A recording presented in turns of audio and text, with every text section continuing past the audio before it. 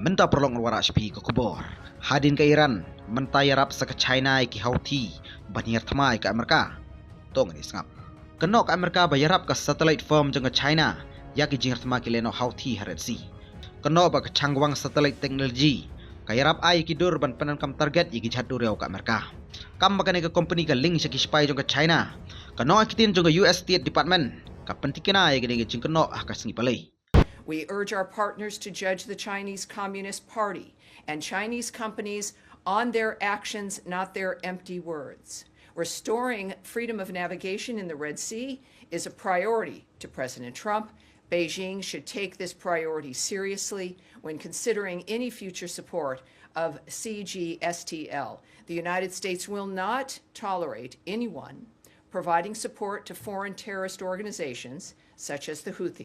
Ka Chinese Embassy ka bakam dan jik TPA ka satellite report. Ka canggwang satellite teknologi ka klempat jubab cak ni jing kenok.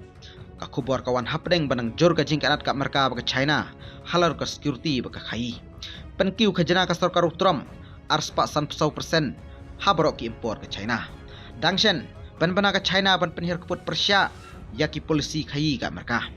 Ka US campaign thamai Persia iki Hou-thi ka sedang hak khat santring march berkadangnya jadung mentah. Ki official ke White House ki Persia pelat ars pateli ki strike ki lapanya jadung mentah.